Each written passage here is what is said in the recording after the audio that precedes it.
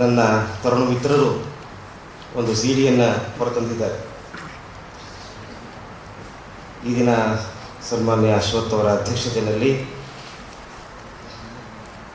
ಮತ್ತು ಮಾನ್ಯರಾದಂಥ ನಾಗಾಭರಣ, ವಿದ್ವಾನ್ ಗುಡಿಬಂಡೆ ಕುಮಾರಸ್ವಾಮಿ ಅವರು ಮತ್ತು ನನ್ನ ಪ್ರಿಯಮಿತರಾದಂಥ ಬಿ ವಿ ರಾಜಾರಾಮ್ ಇವರೆಲ್ಲರ ಎದುರಿಗೆ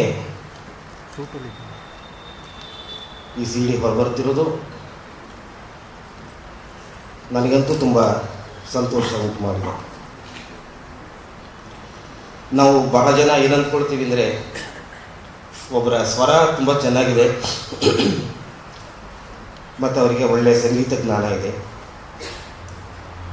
ಅದರಿಂದ ಅವ್ರ ಹಾಡುಗಾರಿಕೆ ಚೆನ್ನಾಗಿರುತ್ತೆ ಅಂಥೇಳಿ. ಸ್ವರ ಚೆನ್ನಾಗಿದ್ದ ಮಾತ್ರಕ್ಕೆ, ಸಂಗೀತ ಜ್ಞಾನ ಚೆನ್ನಾಗಿದ್ದ ಮಾತ್ರಕ್ಕೆ ಹಾಡುಗಾರಿಕೆ ಚೆನ್ನಾಗಬೇಕಾಗಿಲ್ಲ ಮತ್ತು ಚೆನ್ನಾಗೋದಿಲ್ಲ. ಒಂದು ಕಲೆ ಮಹತ್ವವನ್ನು ಪಡೆಯಬೇಕಾದರೆ ಅದನ್ನು ಪ್ರಸ್ತುತಪಡಿಸ್ತಿರುವಂಥ ಕಲಾವಿದನ ವ್ಯಕ್ತಿತ್ವ ಬಹಳ ಮುಖ್ಯ. ಅವನ ಸಂಸ್ಕಾರ ಏನು, ಆತನ ಚಿಂತನೆ ಏನು, ಅವನ ಓದಿನ ವ್ಯಾಪ್ತಿ ಏನು, ಸಮಾಜದಲ್ಲಿ ಆ ವ್ಯಕ್ತಿ ಹೇಗೆ ನಡ್ಕೊಳ್ತಾ ಇದ್ದಾನೆ, ಇದೆಲ್ಲ ಒಟ್ಟಾರೆ ಆತನ ಗಾಯನಕ್ಕೆ ಹೊಸ ಹೊಸ ಕಲೆಗಳನ್ನು ಸೇರಿಸ್ತಾ ಹೋಗುತ್ತೆ.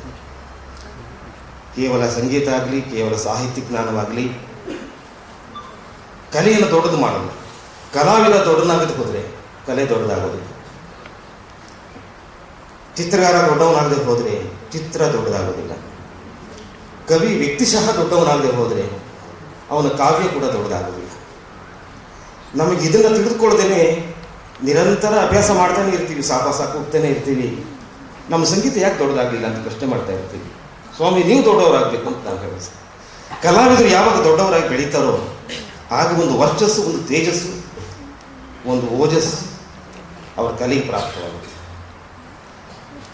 ಈ ಕಲಾವಿದರ ಬಗ್ಗೆ ಇವತ್ತು ನಾನು ಹೇಳಬೇಕಾದ ಒಂದು ಮಾತಂದರೆ, ಇವರೆಲ್ಲ ಬಹಳ ಸುಸಂಸ್ಕೃತ ಮನೆಗಳಿಂದ ಬಂದಿರುವಂಥವರು, ಒಳ್ಳೆಯ ಸಂಸ್ಕಾರವಂತರಾದಂಥ ತರುಣ ತರುಣಿಯರು.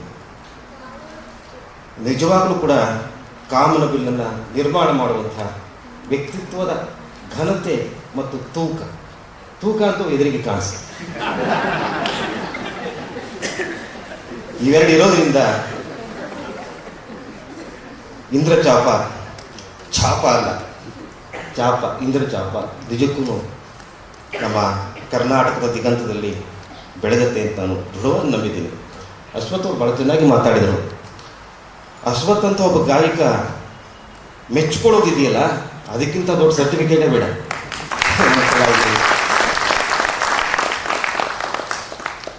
ಎಷ್ಟು ಮುಕ್ತವಾಗಿ ಅವರು ಮಾತಾಡಿದ್ದಾರೆ, ಭಾಳ ಸಂತೋಷ ಆಗುತ್ತೆ. ಹೀಗೆ ಸಹ ಕಲಾವಿದರನ್ನು ಕುರಿತು ಮುಕ್ತವಾಗಿ ಮಾತಾಡೋದು ಬಹಳ ಅಪರೂಪ ಇವತ್ತಿನ ಕಾಲದಲ್ಲಿ ನಾವು ನೋಡೋದು. ಅಂಥ ಒಂದು ದೃಶ್ಯ ಇವತ್ತು ನಾನು ನೋಡಿದಾಗ ನಿಜಕ್ಕೂ ನನ್ನ ಮನಸ್ಸು ತುಂಬಿ ಬರ್ತಾ ಇದೆ.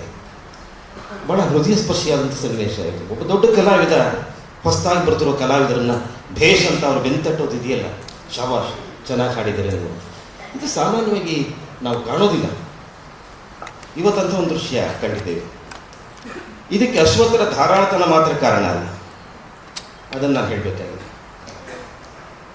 ಈ ಗಾಯಕರ ಗಾಯನ ಪ್ರತಿಭೆ ಮತ್ತು ವ್ಯಕ್ತಿತ್ವದ ಸಂಸ್ಕಾರ ಇದಕ್ಕೆ ಗುಣವನ್ನು ಕೊಡ್ತಾ ಇದೆ. ಇದರ ಹಿಂದೆ ಒಬ್ಬ ಎಲೆಮರಿಯ ಹಣ್ಣಿನಂತೆ ಕೆಲಸ ಮಾಡುವಂಥ ಒಬ್ಬ ಕಲಾವಿದ ಇದೆ. ಬಹಳ ಹಿಂದೆ ಇರುವಂಥ ಹಿಂಜರಿಯುವ ಸ್ವಭಾವದ ನಮ್ಮ ಪ್ರಸಾದ್ ಇದ್ದಾರಲ್ಲ, NS ಪ್ರಸಾದ್, ಅದ್ಭುತವಾದ ಒಂದು ಕಲ್ಪನಾಶೀಲತೆಯನ್ನು ಹೊಂದಿರುವಂಥ ಕಲಾವಿದರು. ಮಾತು ಕಡಿಮೆ, ಆದರೆ ಕೃತಿ ಮಾತ್ರ ನಿರ್ದಿಷ್ಟ, ಸ್ಪಷ್ಟ, ಖಚಿತ.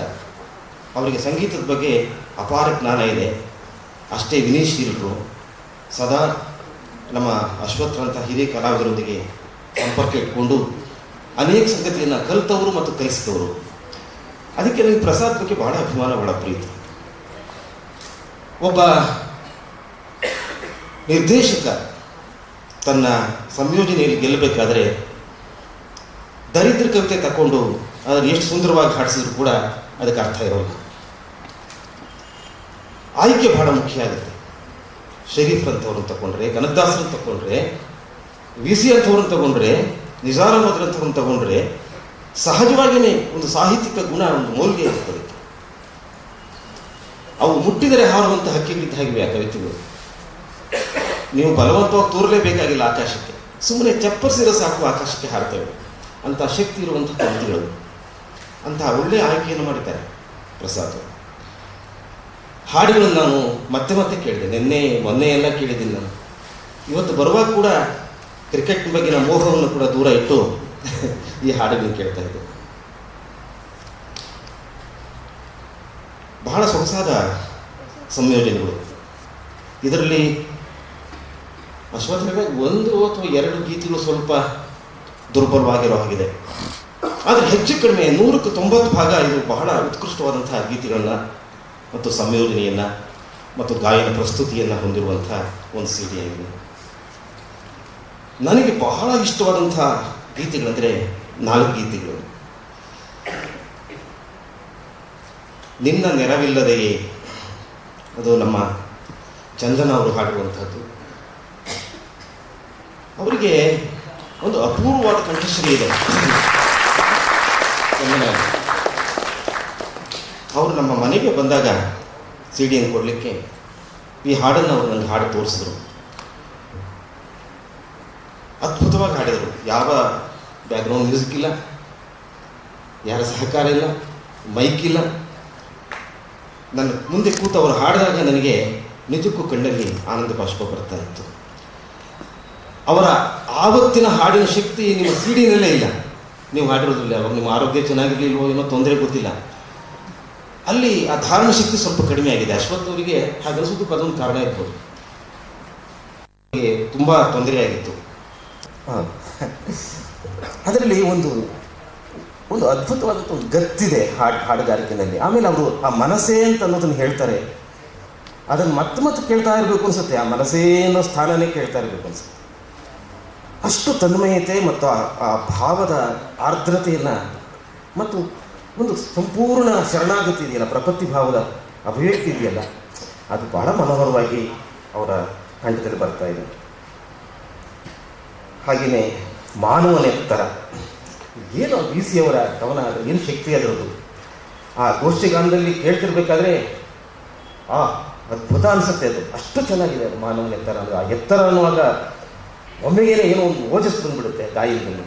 ಬಹಳ ಚೆನ್ನಾಗಿದೆ ಅದು ಹಾಡು. ಹಾಗೆಯೇ ನಿನ್ನ ಭಾಗ್ಯ ದೊಡ್ಡದು, ಈ ಹಾಡು ಕೂಡ ನನಗೆ ಬಹಳ ಪ್ರಿಯವಾದಂಥ ಹಾಡು. ನಮ್ಮ ಪ್ರವೀಣ್ ಮತ್ತು ಪ್ರದೀಪ್ ಅವರಲ್ಲಿ ಒಂದು ಥ್ರೋ ಅಂತ ಹೇಳ್ತಾರಲ್ಲ, ಅಂದರೆ ಹಾಡನ್ನು ಅಂತಂದರೆ ಈ CD ನಾನು ಅವರಿಗೆ ಕೃಷ್ಣಾಷ್ಟಮಿ ದಿವಸ ನಮ್ಮ ಮನೆಗೆ ಬರಬೇಕು, ನೀವು ಬಂದು ನಿಮ್ಮ ಹಾಡುಗಳನ್ನು ಹಾಡಬೇಕು ಅಂತೇಳಿ ನಾನು ಪ್ರಾರ್ಥನೆ ಮಾಡಿದ್ದೀನಿ. ಅದಕ್ಕೆ ಈ ಕಲಾವಿದರು ಒಪ್ಕೊಂಡಿದ್ದಾರೆ. ಅದು ನಾನು ತುಂಬ ಆಭಾರಿಯಾಗಿದ್ದೇನೆ.